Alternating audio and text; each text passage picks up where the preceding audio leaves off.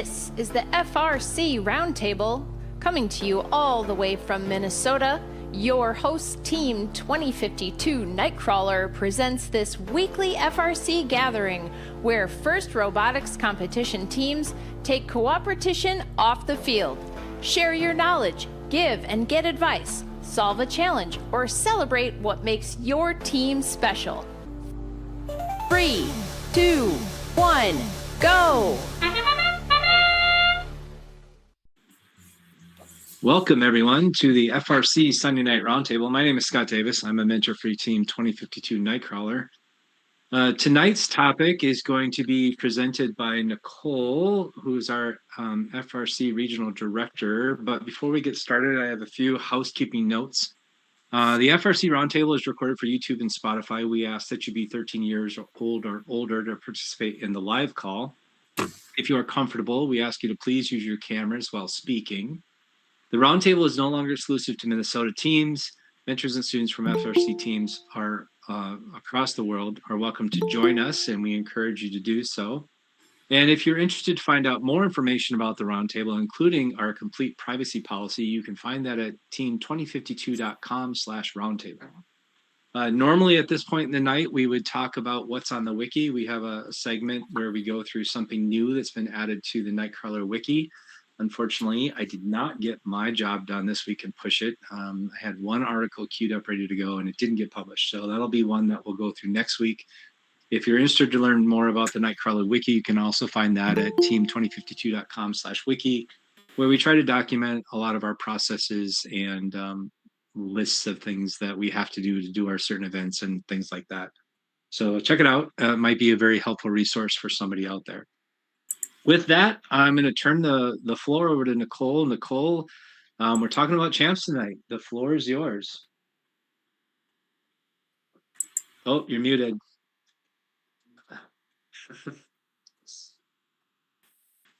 That's always a good way to start the presentation. Am I able to share a screen? Yeah, you should be able to. Give it a shot. All right, is that showing up for you guys? Oh, no. Yeah, there it is. Now it's coming up. Yep, I see it. Awesome. Okay.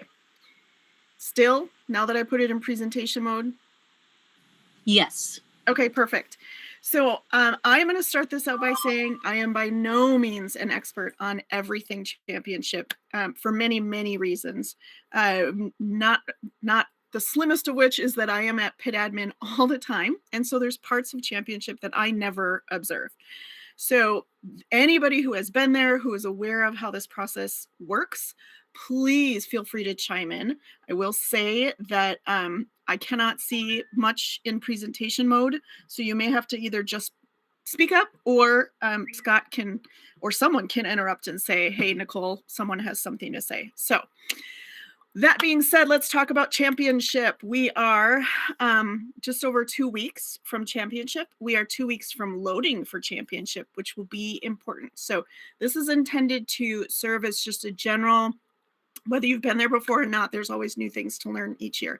So we're going to go through just very basic information for anybody who might be there. That includes our volunteers, our teams, our mentors, our families, chaperones, things like that. The good thing about I didn't put anybody else here as guests. So apparently Lori and Yoji are running the show today. Yay. The really great thing about all the information for championship is that most of it is available to anybody in your group who comes. So you absolutely can share this information with students, with parents, with school people, with your nonprofit group. You can share this information with everybody. The number one thing I can tell you to do is to download the app and tell everybody to download the app. As a person at pit admin, I can tell you that about 75% of the questions I get asked at pit admin can be found on the app. That includes where is this team and what is the schedule for this? And the most popular question of all, when is alliance selection? That all of those questions are going to be answered in the app. It also has things to do in the app that have nothing to do with us, like what can you do in Houston? And then there are things that are adjacent to us, like all the things that are on Discovery Green, right outside of the conference center. So please download the app. I included this little screenshot of the QR code to download the app, but you can also just find it at the FRC Championship website. So please do this and tell everybody in your group to do this. It is the most important thing that you can manage to do going to championship. That being said, here's other options, all of which include a link and or QR code to go to the app. There's the main event landing page, which is firstchampionship.org. On the championship.org page is the event guide that is constantly updated. So please take a look at that. I would also encourage you to, right before you leave, print out an event guide for your pit, because connections can be very, very touchy in the pits, if not non-existent. There are always addendums, which is why I said to print it out right before you leave and check the date that you have of the one that's on there. The schedule will be linked in there, but again, the schedule, your best bet is to have it on the app. Honestly, we go to the app for everything. So all of the daily schedules I didn't include here because they haven't been released yet, but also they will change. And so I don't necessarily want to put a schedule up here that people will refer to and it's not correct anymore. So please go to the app for the schedule and the team lists and the pit maps and. Here's my little plug, shameless plug. Did you read the event guide and look at the app before you went? Did we mention you should read the event guide? I'm not going to keep continuing, but I just cannot stress enough how important it is that you look through the event guide, which also is in the app. So take a look at that. And if you come to Pit Admin and you ask me a question that's in the app, I will look it up in the app and I will show you, and then I'll give you the QR code to download it yourself. So then you can always come visit me. I am happy to have visitors, but then you can also answer your questions faster than coming to visit me in Pit Admin. I don't know if you've noticed, but it's about 10 miles from one end of the hall to the other.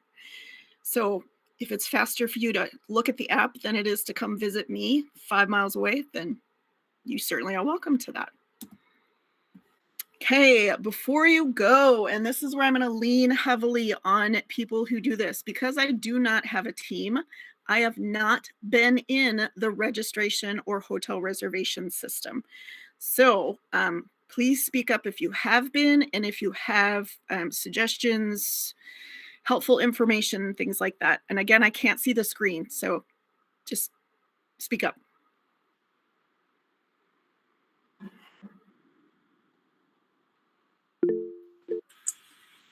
I hear someone.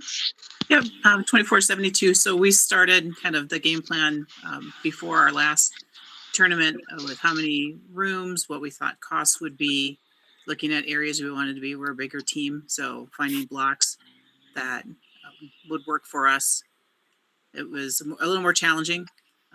And one thing we learned is that we were encouraged to include like parents or other support folks that would be traveling with us, to include them in our block. Stacy, how many rooms did you need when you say bigger? 30. We're taking, we think, 47 students. So I also went through the process. So if somebody has questions, I'm an expert because I've done it once. The best kind of expert, Don. Yeah. Yep. But it was recently. So it's current knowledge, and I'm willing to share it with anybody that wants it. Obviously, there's teams that have done it more than once, but I did make it through to step 4, which is filling in all the names for the badges. I also recommend looking at the reviews for the hotels, because there were some that when we looked at the reviews and saw some of the pictures of little creepy crawly friends that people had found recently, we moved on. And so we're like 14, 15 miles out. One thing that surprised me this year, and I don't know if we just got lucky last year, but the distance from the venue that they list in the hotel listings with all the information did not line up with how far it actually is if you take Metro. So the distance was just listed like 25 minutes.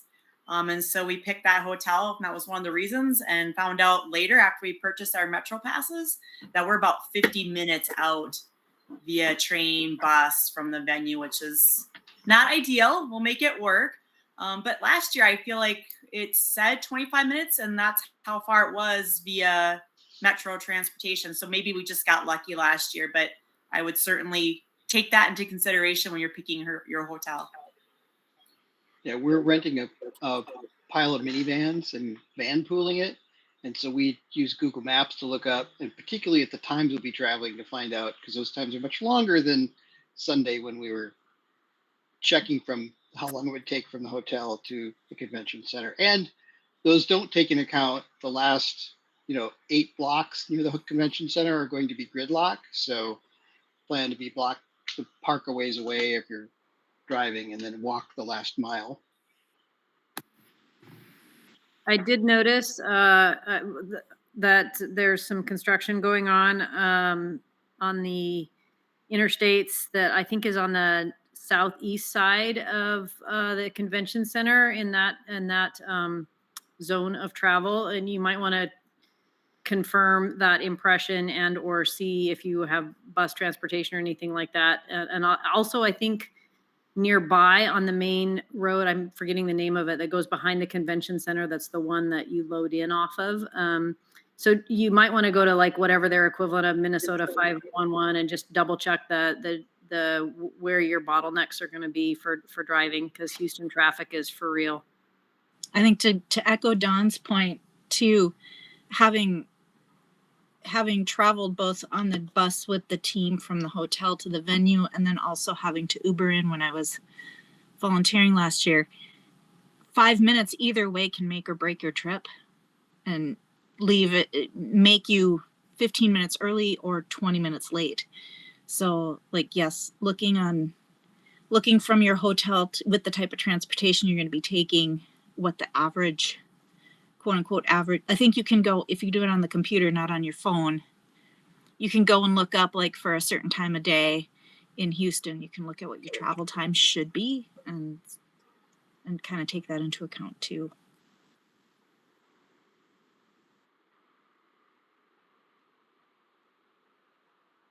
I don't think anyone is surprised by me saying this, but the hoteling system is still not great to use.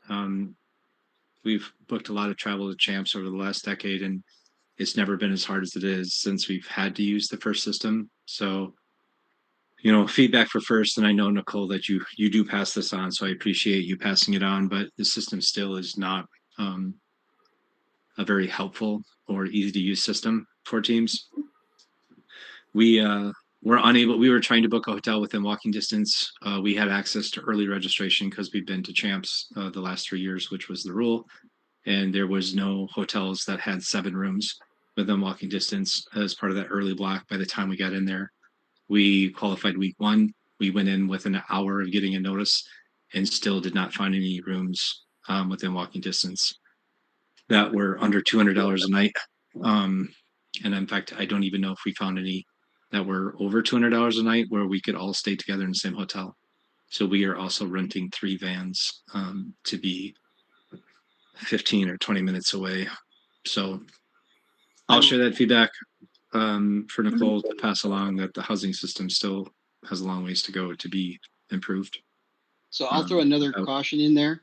So when you're searching for hotels and you say, I need a block of 18 rooms, it will show you hotels that have 18 rooms, but they're not 18 rooms that have 2 beds.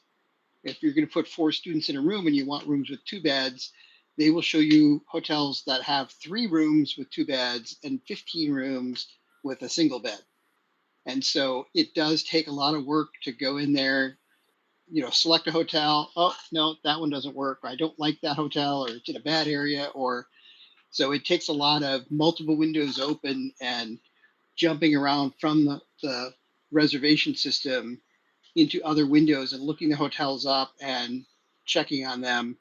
And it's annoying. If you go into a hotel and you do back, it takes you completely out. So you have to I don't remember. There was a way to X out of it, and then unselect that hotel and select a different one. So it is not user friendly, but if you do multiple browser windows, have a computer with a big monitor and jump around, and you'll get through it. One other final kind of piece of advice I want to share for teams that are booking hotels, and I know this is a super rare minority for us, so take it for what it's worth, but our credit card was stolen last year, and a credit card was really only used for a handful of purchases. One of them was with Conference Direct, and it was used to purchase more hotel rooms in different cities.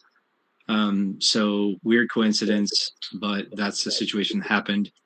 Our credit card was stolen again this year within 1 week of booking our hotels again with Conference Direct. We did find that there was one other potential breach with a vendor we used that did not use secure. They were emailing credit card information. So it also could have been with that vendor. But unfortunate and weird coincidence that we had our card stolen twice, and both very close to the time period of it being given to Conference Direct. So keep a close eye on your cards. If you're purchasing stuff for champs, you're out of state, and maybe that makes you an easier target, but keep a close eye on your billing, and maybe have a backup option if you have to cancel your card while you're traveling. Have another card that you could use, even if it's a personal card that you could then have to expense back to the school or something. Really weird and unfortunate set of circumstances for us, but something to keep in mind. So to go back a little bit further in the registration process, when you are notified, or when you will receive an email from FIRST, the lead mentor only will receive an email from FIRST with information about registration and hotel reservations. If for some reason the lead mentor is not going to be available and or is not going to be able to spend however many hours it took Dawn to go through the hotel process, you may want to consider temporarily changing who your lead mentor is in the FIRST dashboard. When you get that email depends on when you qualify. Like if you know at the end of just yesterday, at the end of Granite City, you could be getting it as quickly as this evening. Some people will be notified on Tuesday when they go through the pool. Some people, depending on how week 7 plays out, you might find out the next week. Regardless of when you get it, be prepared to respond rapidly, as you've heard. Have as many backup options, do your research ahead of time, because unfortunately, I know that they do their best to try to figure out a way to equalize all the rooms, but it is really, really difficult. And as you've heard, it is just insane for a team person to get through the process. I did hear a little bell, so someone else wants to add. Oh, I don't want to add, Nicole. This is Amanda.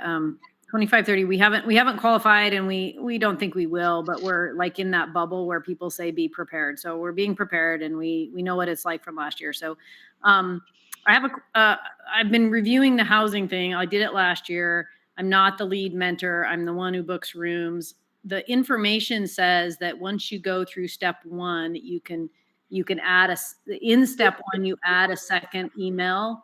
And I'm presuming that means that the housing thing goes to 2 emails. And it also clearly says that the housing email can be forwarded to a different mentor. That's a Q&A in the FAQ for housing. Can you forward the housing email? And it says yes. So I hope that's true. Do you have any insider knowledge that is or is not? Because that's crucial. Amanda, this is Don again. As having just gone through that, I can say yes, what you were describing is more accurate. Nicole's was slightly simplified. So step 1 is you get invited. Yeah. So you go in and you say yes or no. You go in and then they only give you like 2 days. So you have to go in and say, yes, we accept the invitation, we're going.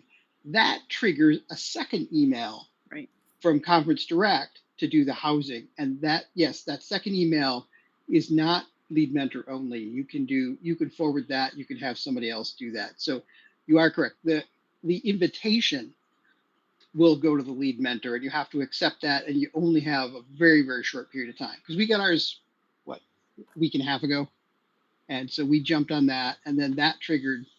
They're not going to send the conference direct link if you didn't accept the invitation.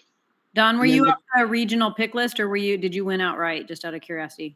We were regional pool. Okay. So and we did you what was the interval of time between when you accepted and when you got your hotel email? Like hours. Okay. Yeah. So it was very quick. So like we after the 10K, we did well both at Lake Superior and 10K, and so we were up to 97 points in the regional pool.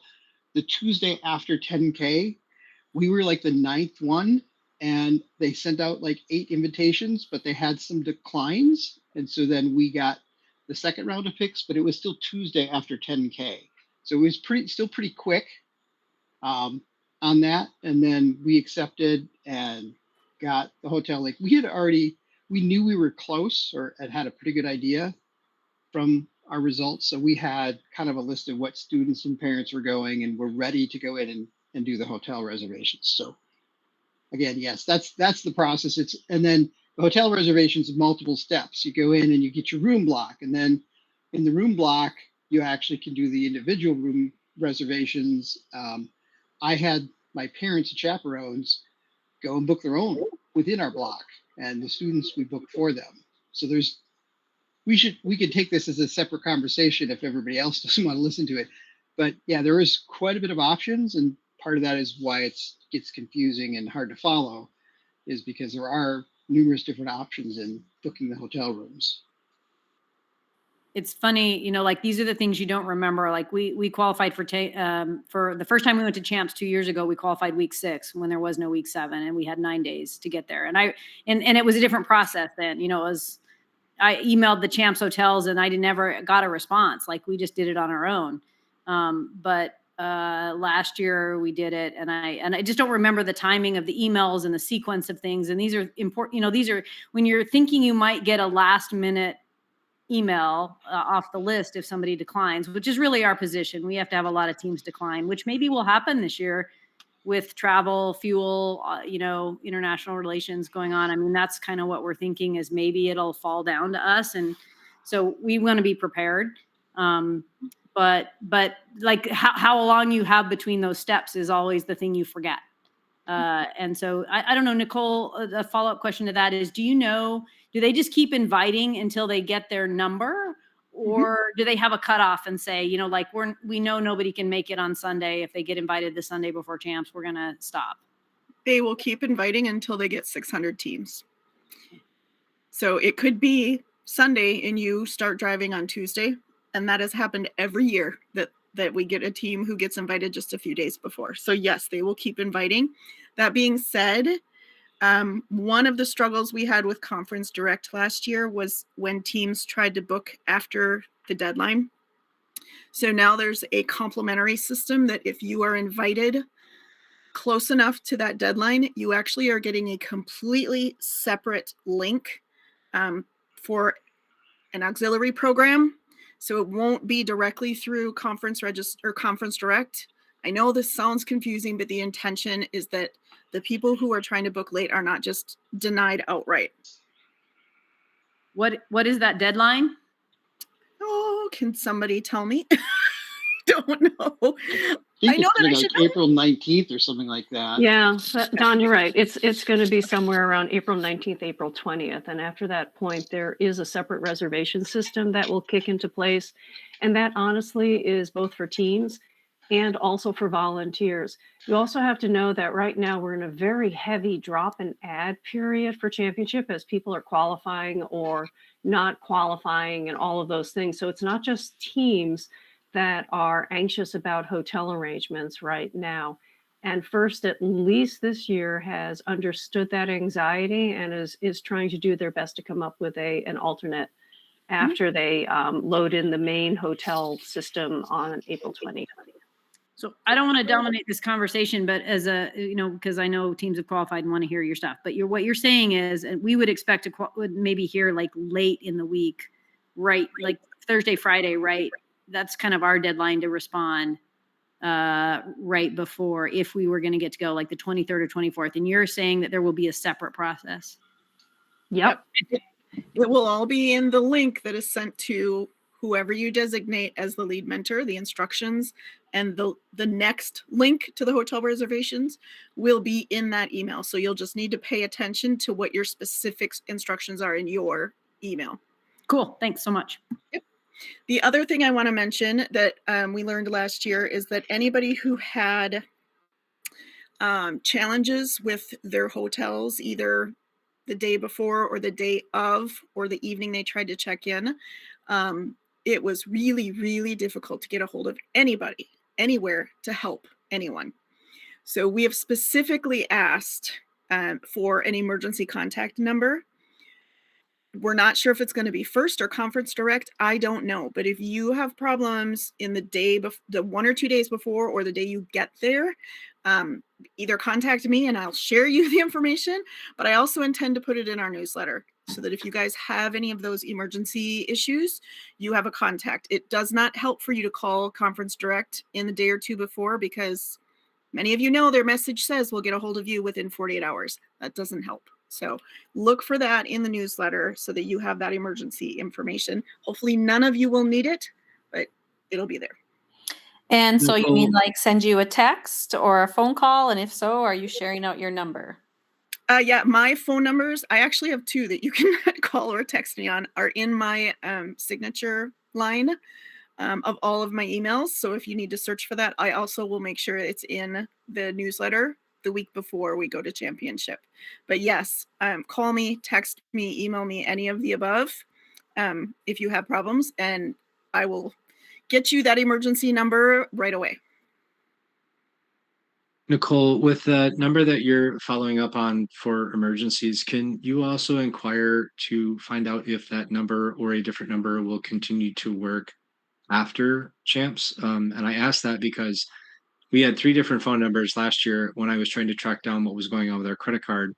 One of them went to a line that had been disconnected. One of them went to a line that had a voice message saying this number is no longer monitored and no calls will be returned. And one that went to a phone message that had an inbox was full. Oh. So I was never able to get in touch with anyone using the 3 numbers that we had as part of our hotel reservation system. Okay. It seems like most of those were all temporary. So it would be really nice to have a follow-up number that we can use should we need to contact the reservation system after the event. Okay, will do. Awesome. Okay, Amazon Freight. Once again this year we are, I cannot see if anyone else still has hands raised. No, you're good. Okay. We have 3 trailers from Amazon Freight. They are taking care of the logistics, the insurance, the drivers, everything except loading and unloading, which is amazing. There is a blurb in the email that has the link to sign up. If you do not get that email, please let me know, because that's the only place that we're sharing the link to sign up. We don't want everyone in the world to think that they can sign up to join our Amazon Freight thing. This is only for robotics team. Yeah, as much as we would love to be able to strap some kids to the inside of an Amazon truck and get them down there, that's not going to work. So the link to sign up and with all of the information that you need is in the newsletter. I want to say that last year we had 8 or 9 teams on each truck, and we packed those trucks full. First wants us to have at least 10. Our goal is to get to 12. That means you're going to have a slightly smaller space than last year. We are absolutely willing to fill those trucks full. So you may want to plan to have a necessary stack and then a wouldn't it be nice stack. Please remember that everything in your stack needs to be securely strapped and wrapped in plastic, and really needs to be on wheels. We do not have access to pallet jacks or anything like that. You're going to want to make sure that it wheels, or it has wheels and it rolls. And everything within it should be strapped down and secure. When you get in the truck, only adults should be in Amazon trucks. But when you get in the truck, Amazon actually has their own ratchet straps to attach our materials to the walls of the truck. So your ratchet straps can be used entirely to secure your items. If you work with an FLL or FTC team who is also going, you absolutely can pack their stuff as long as it fits within your stuff. They also will need to come to your pit to get it. So we don't want FLL and FTC teams down there trying to pick up and unload and roll all that big stuff. They'll have to wait until you get it to your pit. And then once you get your pit stuff unwrapped, you can notify them to come get it. But if you can fit FLL and FTC stuff in your stack of items, we are more than happy to accommodate that. Other than that, there's a lot more information about who we need to have as a contact, where the locations are for pickup and drop off, the dates of pickup and drop off, all that kind of stuff is in the link that is in the newsletter.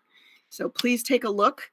This is an amazing opportunity that we calculate saved each of our teams approximately $4,000 last year. Compared to the full price tag of championship, that seems small, but to just show up and unload is absolutely amazing. So, yes, question. Yeah, this is Jane.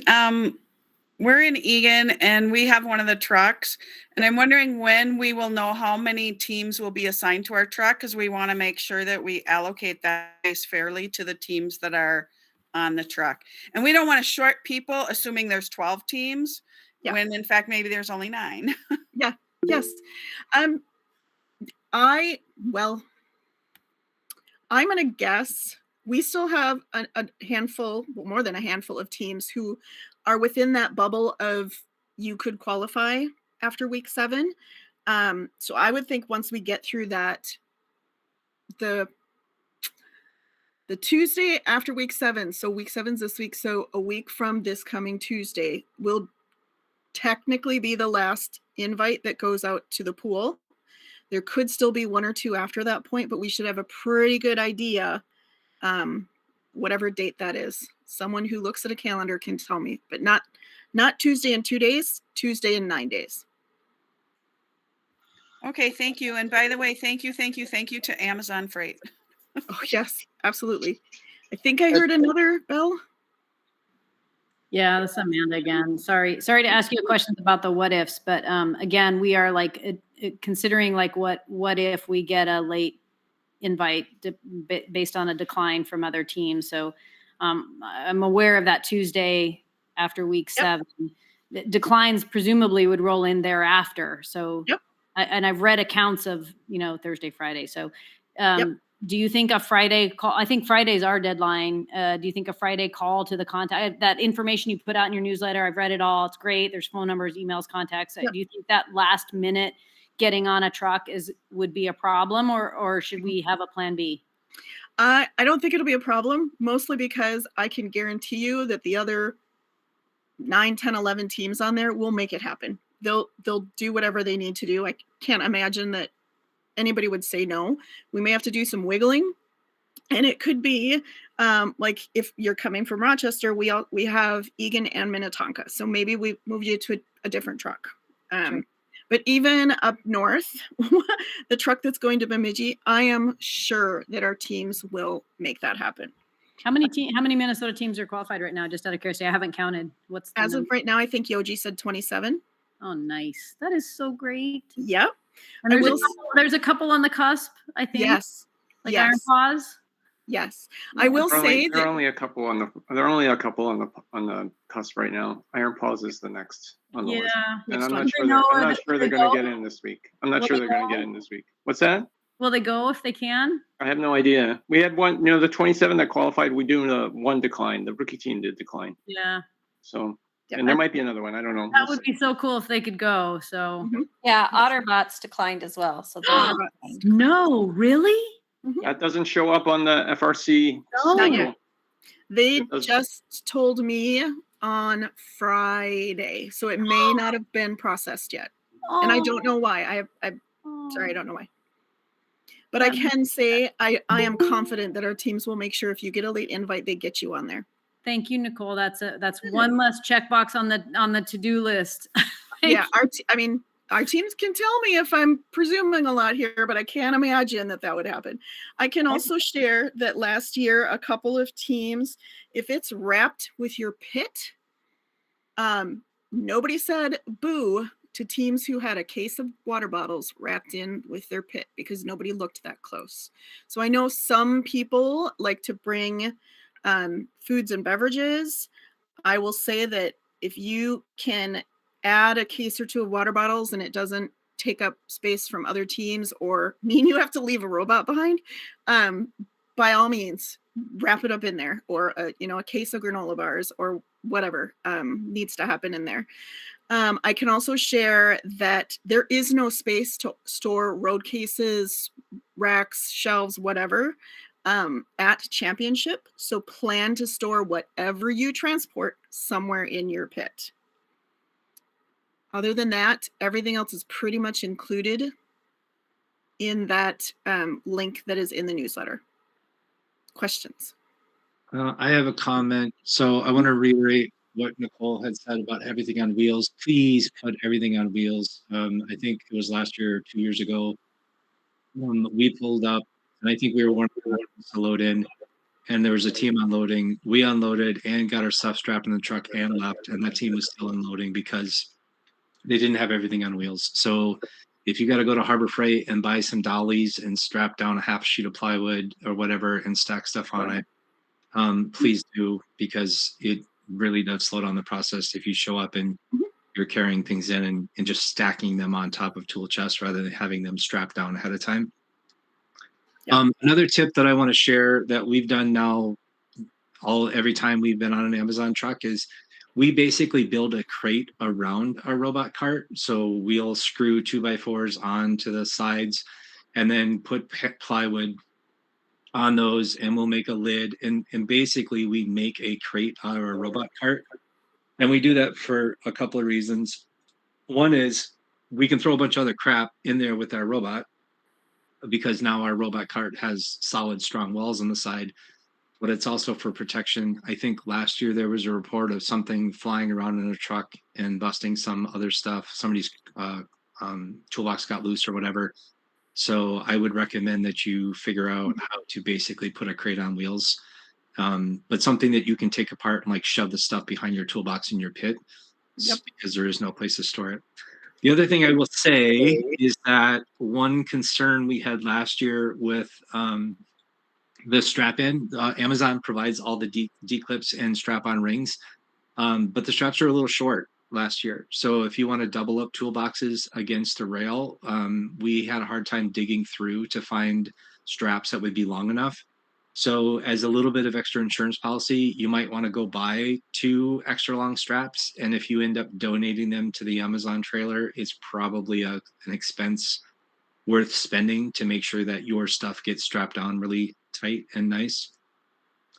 Because some of those straps that were left, especially when you got towards the back of the truck, weren't quite long enough to get around the toolbox, and we had to be creative. I heard another question, I think. This is Don. So they're providing straps, but do we want to provide moving blankets or other things so that the buckles on the straps don't beat up our toolboxes and things? You absolutely can. Yep. Yeah, anything that, but again, like somehow get your name on that moving blanket or strap it down with tie downs so that it's obviously part of your equipment. They also use load bars. So every 20 feet or so, they'll put in a load bar so that if stuff is shifting, it shifts within the load bar. So there'll be a little bit extra protection that way too. Yeah. But truly, if you don't have a trailer with a ramp, you're forced to kind of pull things out of the trailer one at a time and strap it down while you're there. But if possible, you really come with everything as strapped down as you can and push your 2 or 3 or 4 things up to the loading dock and right onto the trailer.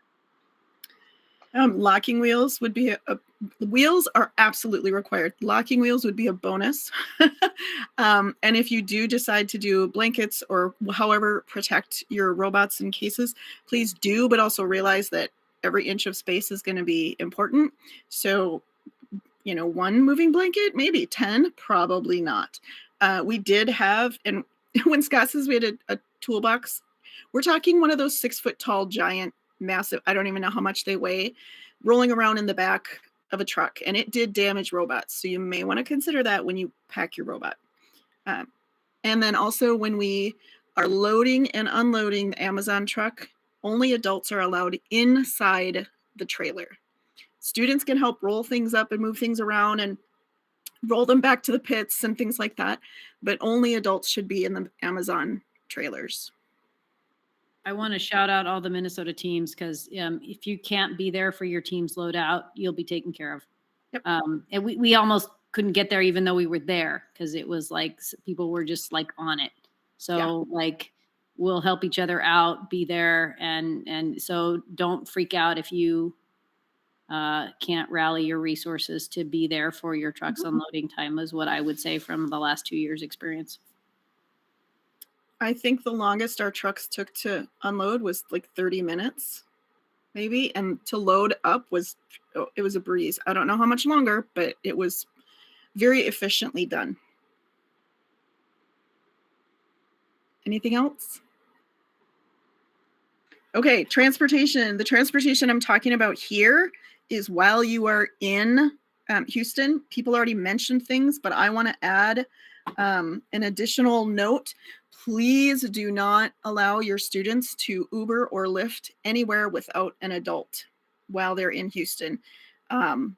Houston is a size that we are not used to here. Please take every precaution you think you may need to secure the students and to advise them to not consider leaving the facility without an adult. We had an FTC team last year whose middle school students decided that they could get an Uber somewhere. And it was not good. Nothing horrible happened, but it was scary all the same. So please talk to your students about a heightened sense of security and not going anywhere without an adult. I don't know that I need to say a whole lot more than that. You?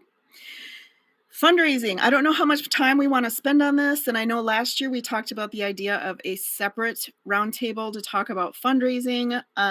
I don't know how much detail we want to go into here, but I know that it is a highly stressful consideration for our teams. So if people have any specific questions, we're happy to field them.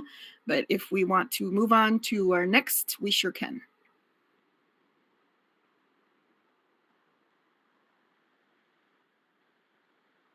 Great. I'm going to take that as a move on.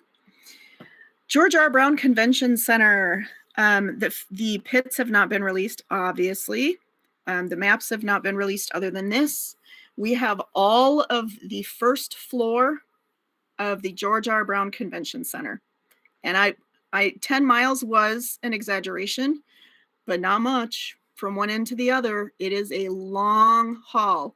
In B, C, and D, there are 8 FRC fields. So this is deceptive. It is huge. The second and third floor also have first things going on. For our students specifically, the second floor, the Innovation Fair, is something you want to check out. And the third floor has the workshops and the quiet room. All of that will be included in the event guide and in the app. So please take a look at that and make sure you know where things are. I also want to point to the bottom of the map where it says Discovery Green. This year, the security perimeter includes Discovery Green. So that you'll see that in the event guide and on the app that there is an additional perimeter. And then also, if you've been there before, you know that they do bag checks and security on the way in. That is actually being moved outside of the doorways this year. So keep an eye out for information about that as well. Questions? There is a quiet room and a prayer room. Please look on the app for their location. The hours are also available in the app. And then it also does say if you want to donate some items to the quiet room for people who need to be there, you can sure do that. And I heard the bell. Yeah, Nicole, me again. Amanda, okay. does the enhancement of the size around the green of the security perimeter impact food deliveries to the green for lunch or other? You may have to meet them at a security gate in order to get your food, but that is not. You can still bring it into the green and have lunch Yes. on the green. Okay. You can still bring it. It's just that you may have to meet them at the gate. Got it. Does that mean that there won't be any food trucks then inside that area? Because they were always inside the green. They will still be there. There'll still be food trucks. There'll still be activities. There'll still be games. There'll still be all sorts of stuff. They're just extending the perimeter because of the stuff that happens. Shall we just put it that way? Things were reported last year, so they want to make Discovery Green a little bit safer for our teams.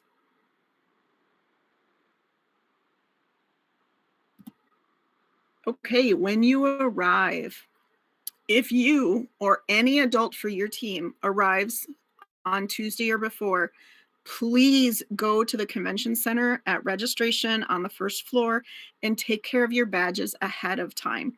People have learned that this really, really makes Wednesday morning much better. I will also say that because we have our trucks coming, and last year our trucks were scheduled to be the first to unload.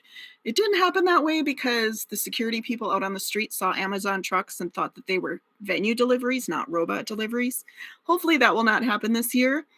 But when you are allowed to load in right away Wednesday morning, it helps to have your badges and your wristbands for load in on Tuesday. So please consider doing that if it is at all possible.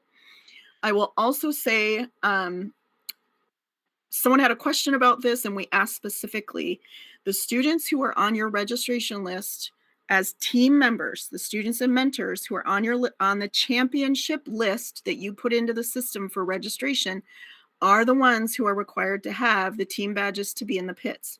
If you have other family members or even students, even if they are registered members of the team, if they are not on the championship list, they can get badges for spectator viewing, and it will not impact your count as a team and the team members at championship.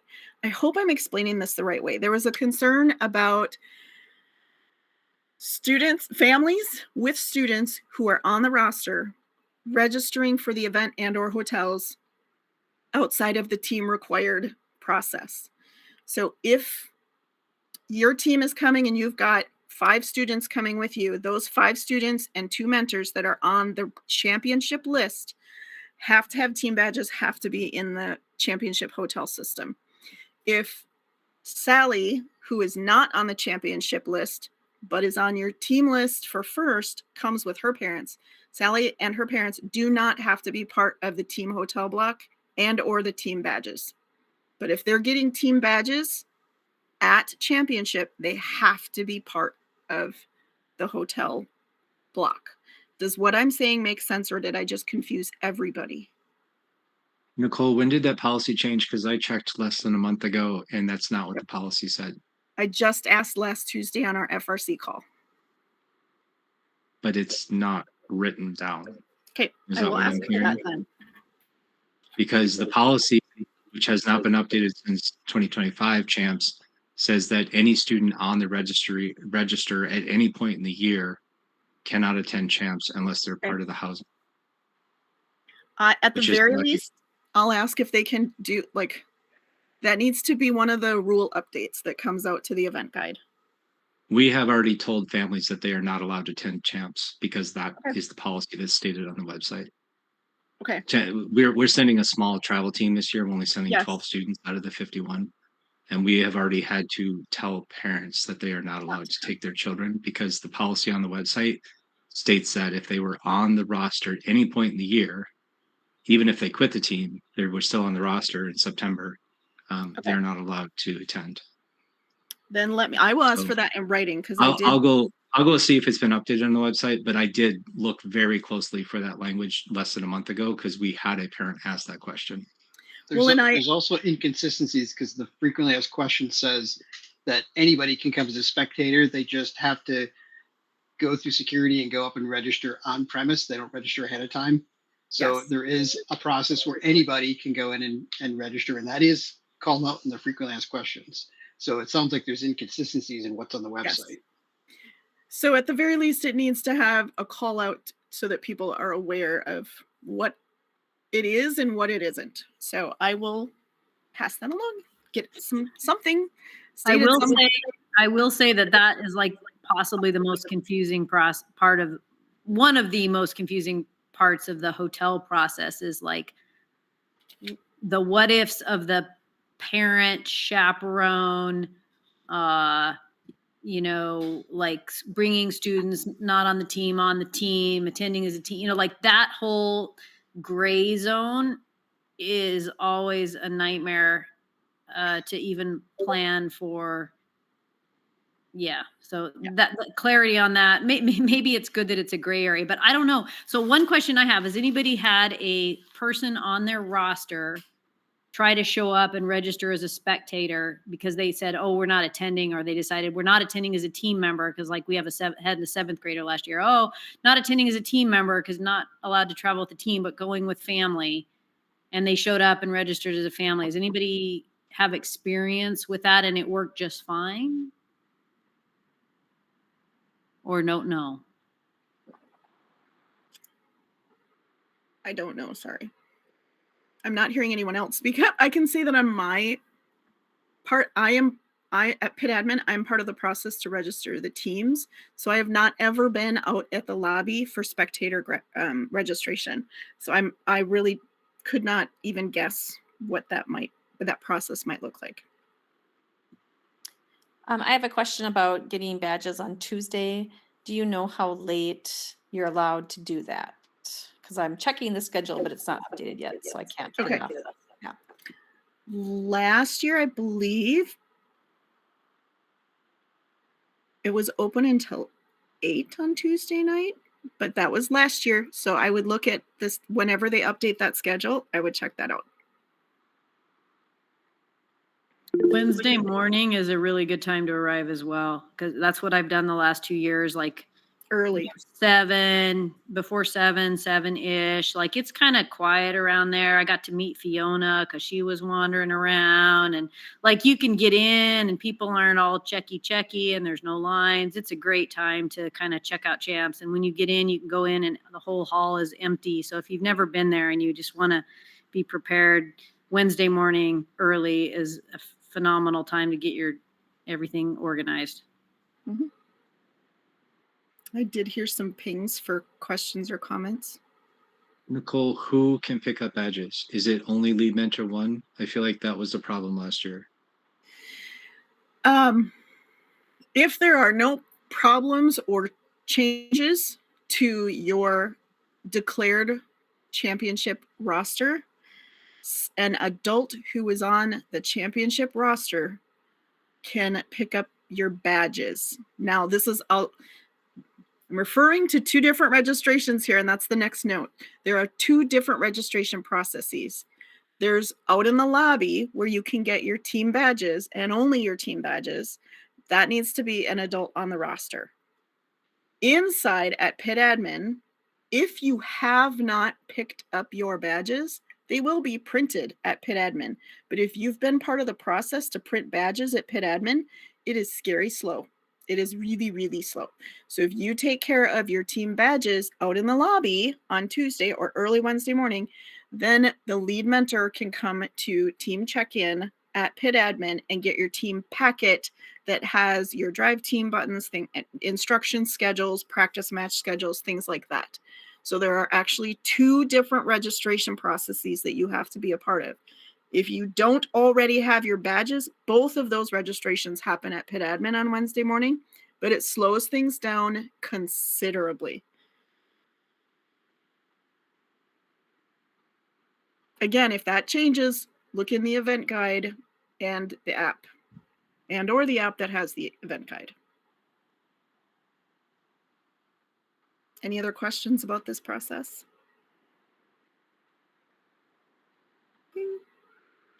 Okay, load in and pit access. If you are going to have a team that is part of early load in, which you guys are going to have to remind me on this one. I think the pits are not open. Is it 12 or 1? So early load-in starts at 8 a.m. for everyone, and that's going to be 6 people, one of which has to be an adult. And then they open up the pits to everyone at 2 o'clock. So if you have a group of 6 that's going to come set up your pit, you need that wristband. No wristbands this year. Nope. 8 o'clock, everybody goes in. A lot of that has to do with the fact that there is construction around the George R. Brown, and they're just trying to get people in as quickly as possible. Also, FRC and FTC load-in are combined on that day. So they're just opening pit at 8 o'clock to everyone, just get people in, get things set up, things like that. But still only 6 per team. And we're counting on our teams to do that as an honor system. So before 2 o'clock, only 6 people per team. Questions? There's a question. Or no? I'm sorry. Does that include the mentor then? So mentor and 5 students, or 6 students and mentor?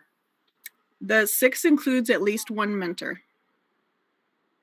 Thank you. Some schools require 2 adults at all times. So that's why the clarification. 6 includes at least 1 adult mentor. And for those of you who wonder, because this has been an issue, an 18-year-old is not necessarily a mentor if they have not graduated from high school. So some of you, because it's April, are going to have 18-year-old students on your team. That 18-year-old student is not a registered mentor. They do not count toward that 1 adult mentor that is part of the 6.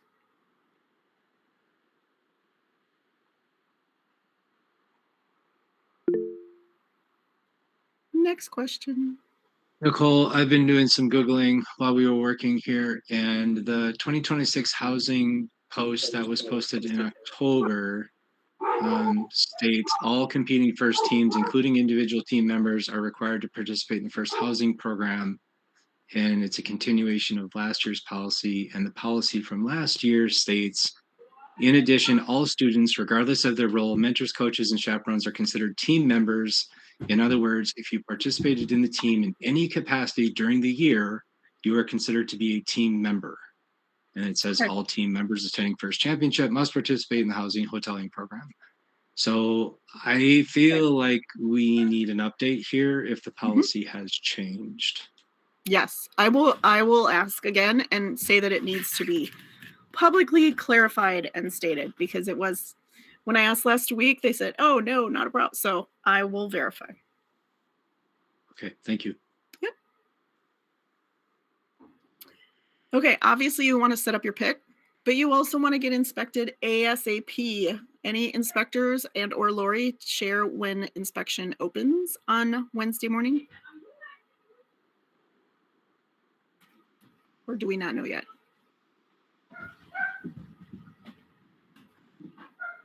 Not yet? Oh, no, we know. Oh, okay. My computer decided not to let me unmute. Inspections will start promptly at 10 a.m. Okay. At each of the division inspection stations. Okay. There's a lot of teams that need to get inspected, so please get to inspection as quickly as you can. And if you need CSA help, for our Minnesota, North Dakota, South Dakota teams, the CSA Trello is still going to be active.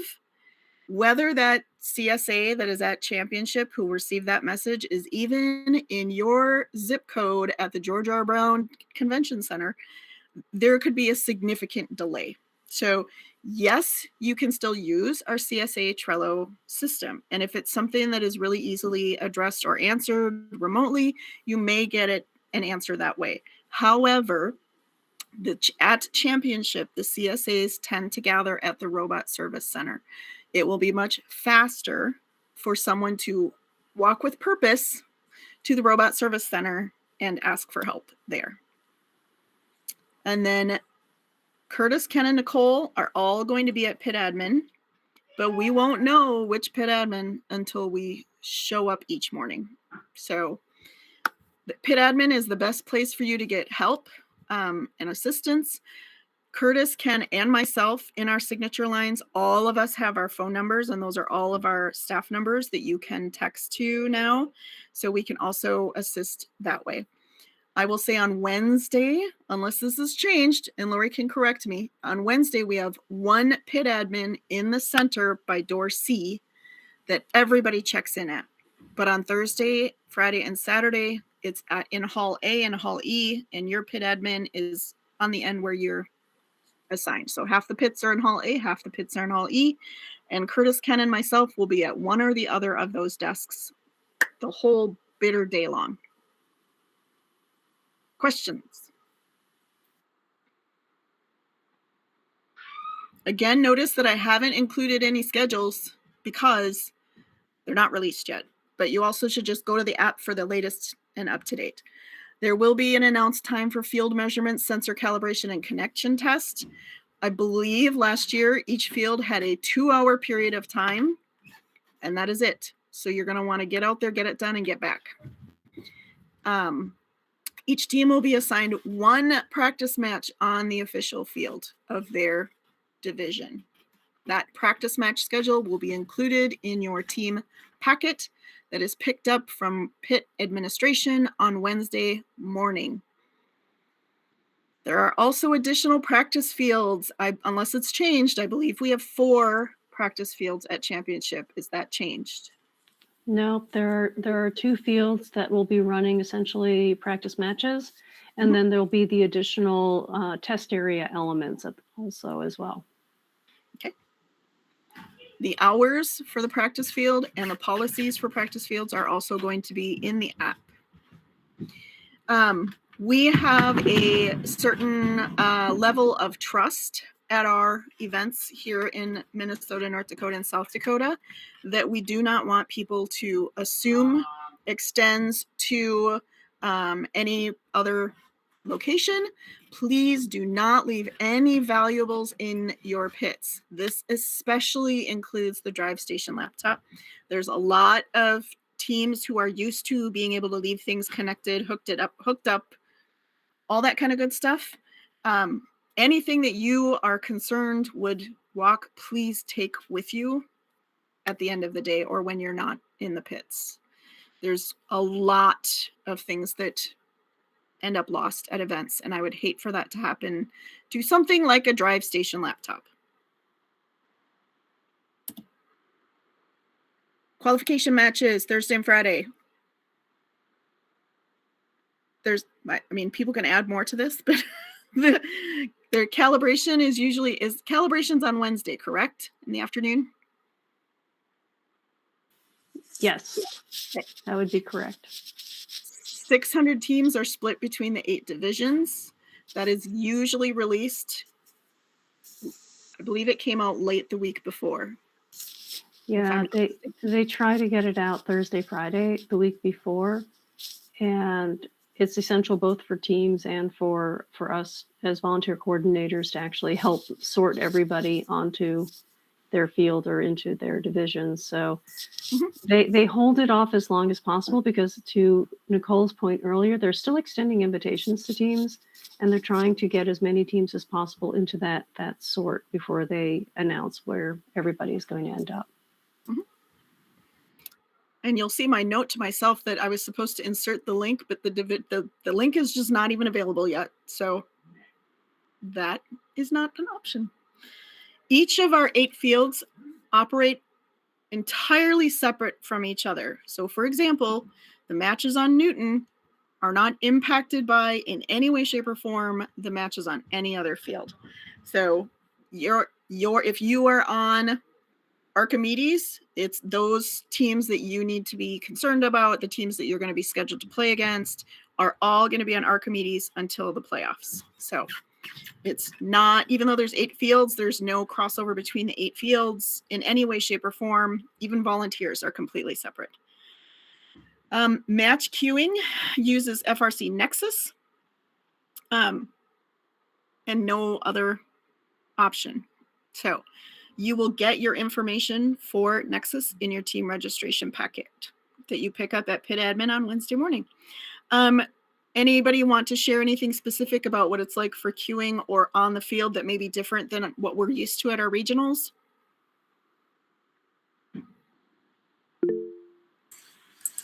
Yeah.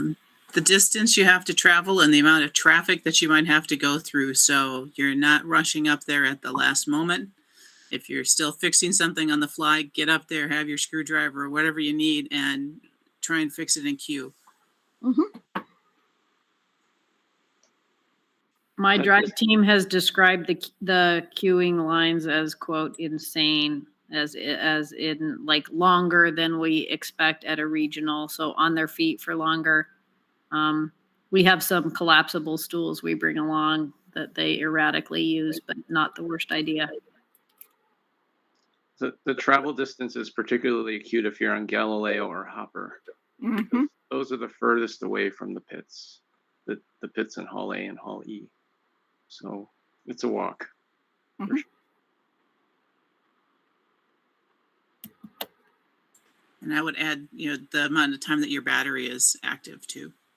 Mm-hmm. So they should plan ahead.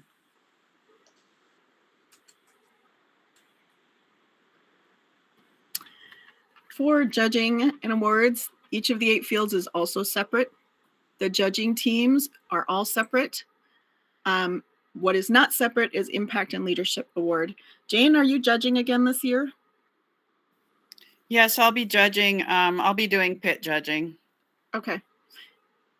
Any questions or anything we want to share about judging? It's just like at a regional, but at the championship. When it comes to pit judging, it's the same process. Yep, it's all the same awards that you would see at a regional that'll be given out at each field, except for Impact and Leadership.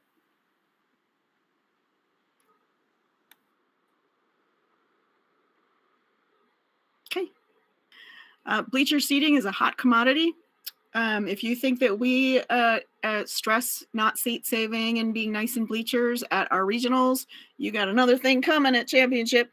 It is a serious, there is never enough seating at championship ever. So just know that seat saving is going to be strongly discouraged. Using space for coats and backpacks is going to be strongly discouraged. If you have accessibility needs, every field has accessibility seating. Last year, I believe you could bring one other person with you. Correct me if I'm wrong. No, that sounds right. Okay.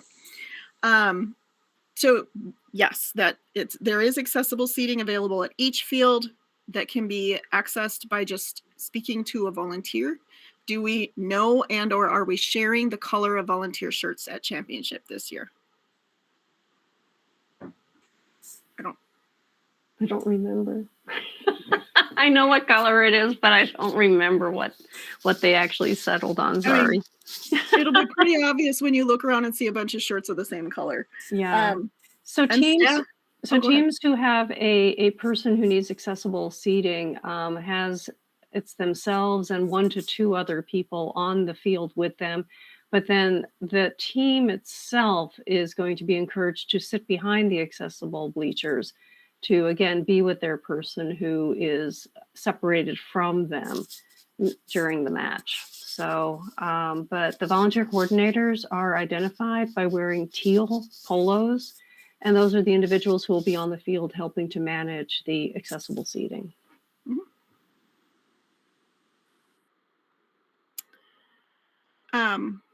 Again, managing team members, just make sure students aren't alone.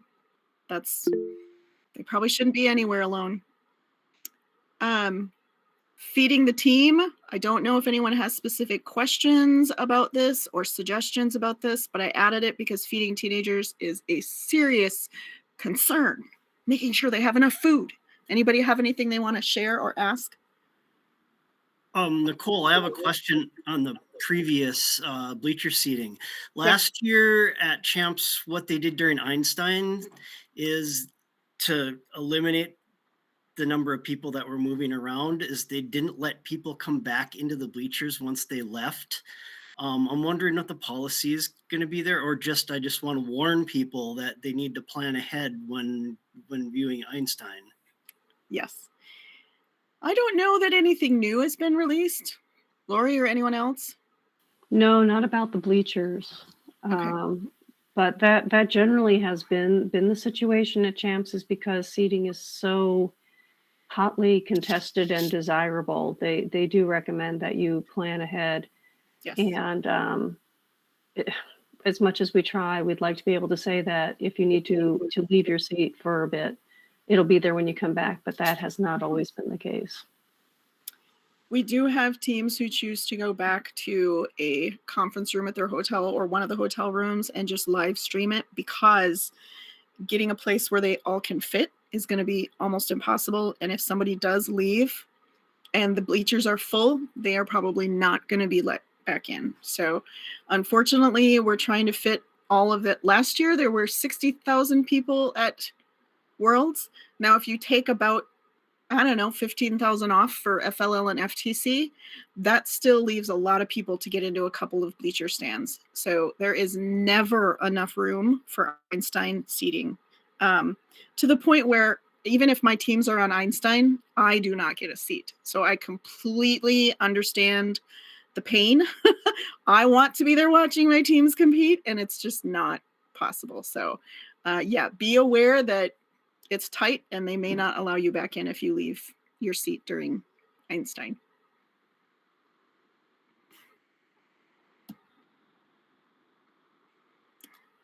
Okay, Saturday morning, Alliance selection happens the same time or same way we do at our regionals, but it is very early on Saturday morning. Yoji knows that because he has to be there even before all of them, but it's the first thing on Saturday morning. Yoji, has the time changed? No, I believe it's still 7:30 on Saturday morning. I think the announcement of the first Impact Award finalists is made, and then it kicks over to all the 8 fields for Alliance selection. And just a reminder, it's a 4-team Alliance at Championship, so no backup robots. So there's an extra round of selection during the Alliance selection process. So it happens fast. Hopefully, playoffs are scheduled to start in each division field at 8:30, and they would like, I think they would like all the playoffs to be done by noon is the plan, at least in the schedule. That doesn't always happen because sometimes you get tiebreakers or other kinds of things that happen during the playoffs. But the schedule says they hope to have the playoffs done by noon, and then Einstein starting at 2 p.m. Yes. One thing that we found out in 24 is the hotel that we were staying at, their weekend breakfast started later than it did during the week. And so we needed to pivot short on the fly and come up with something different for the students on Saturday morning. So when you book your rooms, find out if breakfast is at your hotel, when that is. Yeah, Saturday moves really fast at Championship. The pits and everything open at 7 a.m. They actually run an opening ceremonies at 7:15 a.m. and that's when they do the first Impact Award finalists, and that's also when Alliance selection kicks in right after they go through all of the Impact Award finalists. And yeah, they are really serious about starting playoffs promptly at 8:30, so it's going to move very, very fast. To Nicole's point, that's when some of your pit items that you may have brought in on Wednesday may really help your team members. It's a really early morning on Saturday. I will say, if there's one plus of the hoteling situation, since they are dealing with all these first teams in their hotels, last year they did adjust the breakfast start times at the hotel we were staying at because of the schedule. Once they were aware of it. Yeah. Nicole, I was under the understanding that to be part of the hoteling system, hotels were required to offer breakfast to the first teams. Oh, that's awesome if that's the case. Nope. Oh. Nope. Not the case. Oh, There's several, if you look at the spreadsheet, there's several that don't offer breakfast. Last year, we were at a hotel that has a spectacular distance, like short distance in out of the inner circle, but no breakfast. So that was a non-popular barrier that we had to overcome with some, bringing in some stuff. But if you look, there's maybe, I don't know, 20%, 15% of hotels don't have it. There's a statement on the hoteling thing that says amenities vary by hotel. Our hotel offers 50% off, so your $20 breakfast is $10, but it is no free breakfast. And like I said, they're going to vary by hotel. One other thing that we discovered last year too was that the Metro schedule is different on Saturday. So we ended up having to Uber in because our bus just did not come early enough on Saturday. So something to consider if you are using the Metro to transit.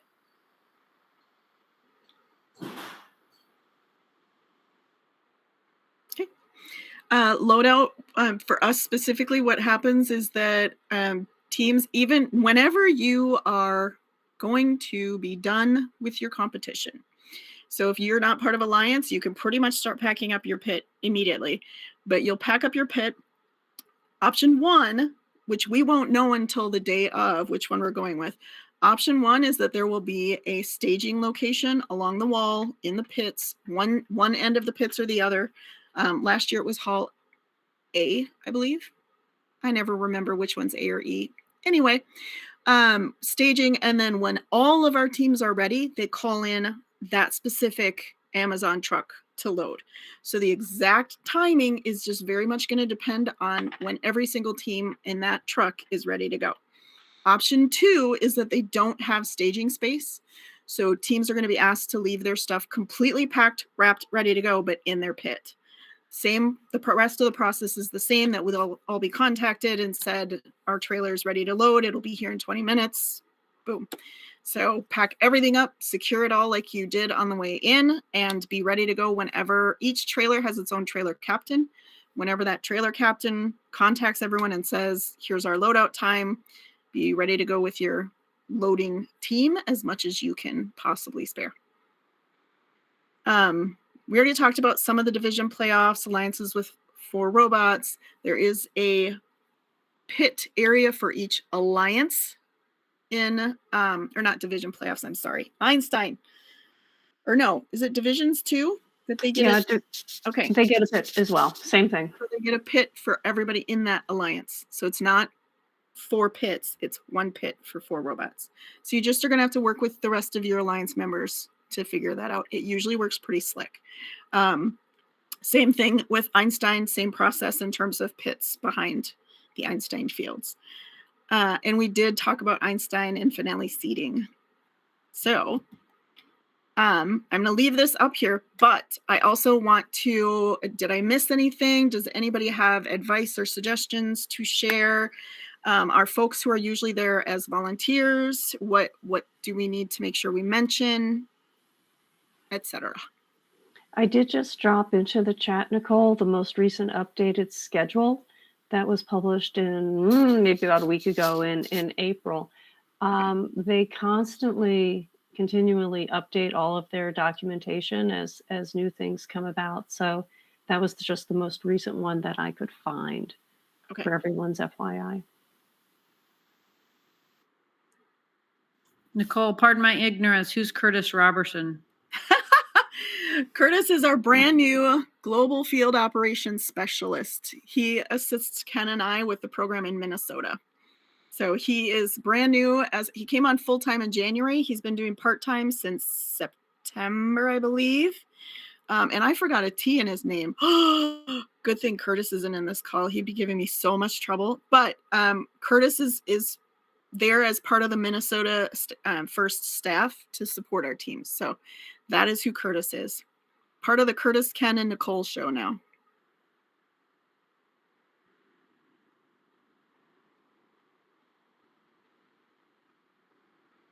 Anybody else have anything to add? I know we're close to time. I guess I was gonna just throw out a question. Maybe this is directed mostly at Scott, but maybe others on the call that have been to champs several times before. Do you have any? We've been to 2 hotels.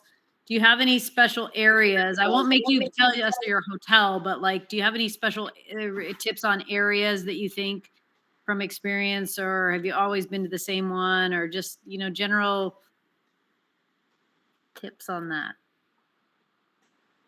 I can't speak to the hotels because I don't go to champs in Houston.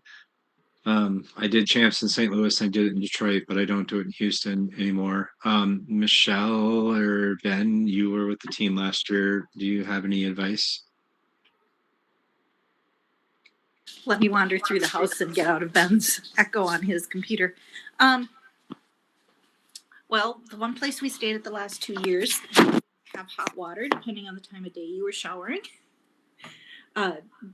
Just because of the volume of people staying there.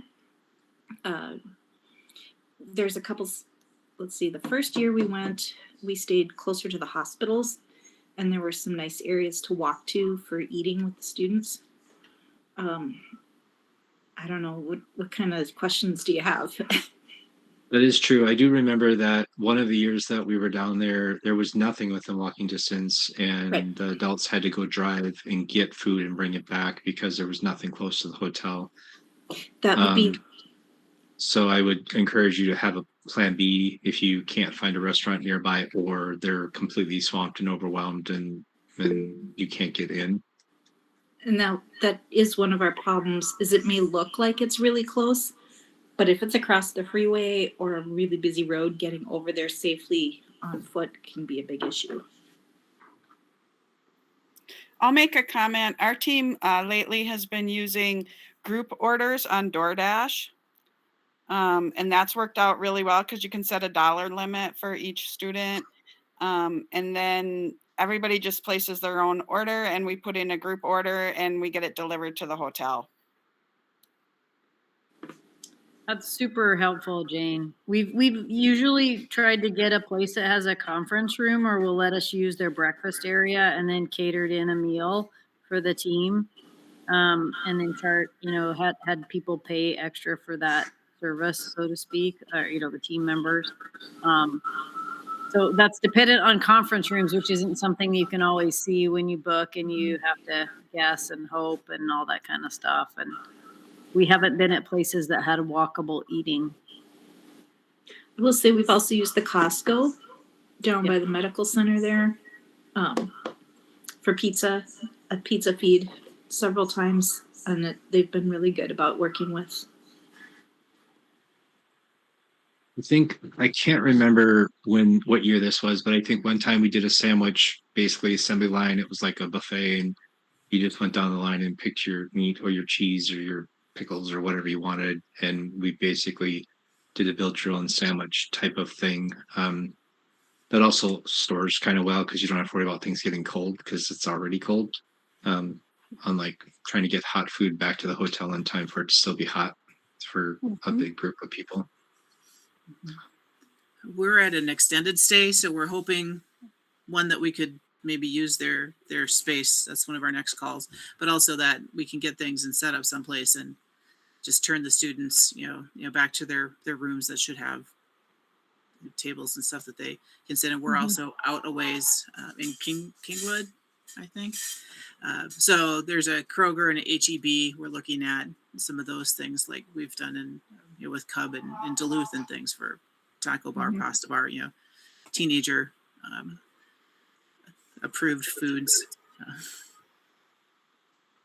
I will say that the hotel we stayed at the first year in 2024 that we went, that is not a part of Conference Direct now. And I found I had a contact with her. She was amazing because we were really late qualifying and found this woman and saved us really. She deliberately said their hotel will not engage with Conference Direct because they do not like to do business with them. And it was by far, it was an amazing experience there, and had the reason I say this is conference room and outdoor grill poolside that we could just have and use and make, like, one of our mentors just like grilled hamburgers for the team one night for dinner. So like that, those things are possible. Some of the hotels still have those amenities. So that's a thing you might think about if you have a very motivated chaperone or volunteer or things like that. I'm wondering, and sorry for the beeper going off in the background.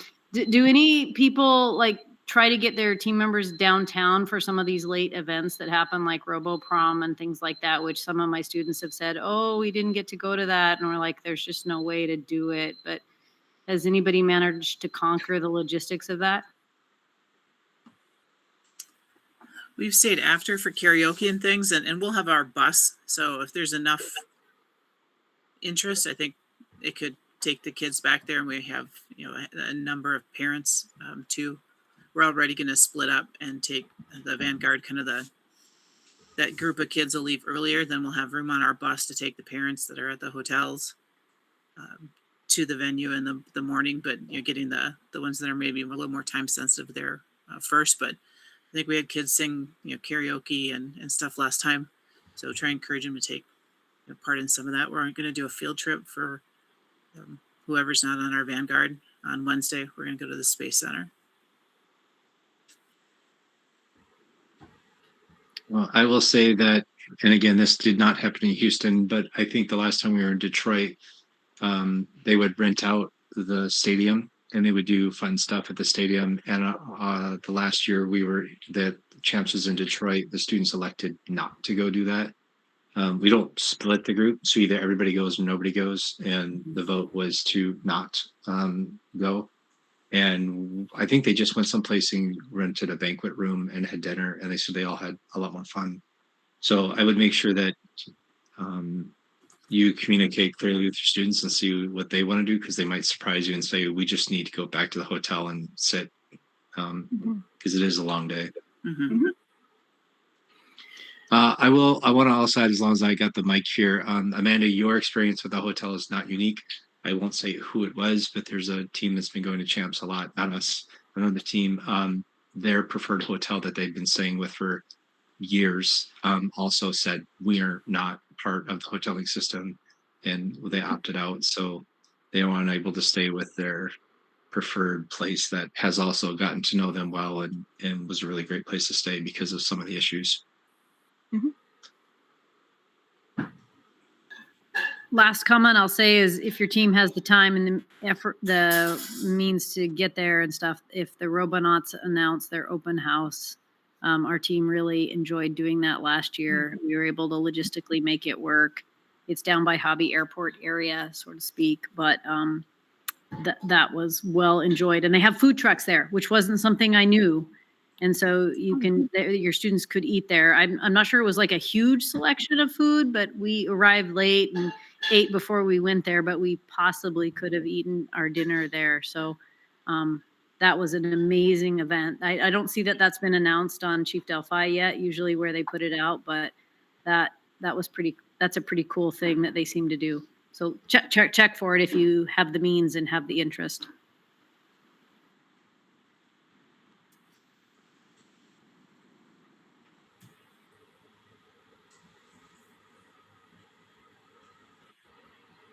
All right. Well, we're over time. Let's do a last call. Anybody have any final comments or questions? All right. Not having anyone pipe up here. Thank you so much, Nicole and Lori. We really appreciate this information. It's always a kind of a mad dash to the end here for so many of us trying to get things together. And I really like the ability for us to come together, share advice, get some information right from the source. It's been really great. Scott, I think Kirk had a problem or question. Oh, I'm sorry. Go ahead. Oh, I was just going to ask Nicole, could I give you a call after the meeting? Just something kind of related, but I don't want to take the group's time. Oh, yeah, absolutely. All right. Thank you. Thank you. Oh, and Scott, the volunteer shirts are red of some kind. Red of some kind. Okay. That's the last piece of info I have. Don't quote me till you see them. All right. Let's wrap this up then with one other thing. We have 6 maybe roundtables left before the end of the year. We are going to run out until the end of May. I believe there are only 2 open spots left. I know that I've been doing an open plea. I've even sent some direct invitations for teams to do a roundtable. I'd love to see some get to know our team sessions between now and the end of the year. So if you're listening and your team has not done get to know your team number here, we'd love to have you come on and share information about your team. You can go to the YouTube channel and find a playlist specifically for the Get to Know My Team series if you're curious to know what other teams have done. Those are obviously on our podcast, but they're not as easy to find as a curated list of those. But you can find that playlist on YouTube. 2 more open sessions to go. There's a very high probability in the next couple of weeks I will be clearing the sign-up sheet and for all the ones that have passed and adding ones for the fall. So if you have something you'd say, hey, we really need to have a talk about GitHub branching or how we're organizing this or that on our team, whatever it might be, and you're willing to give that talk, I should have open availability in the fall if you already want to get on the list. I'm pretty sure, Stacy, your team signed up for their Get to Know Centurions in May and gave the presentation in October. And that was really great to have some things already queued up. So keep an eye out for that, but there are still 2 more spots. So if you're willing to help me fill those spots, I'd really appreciate it.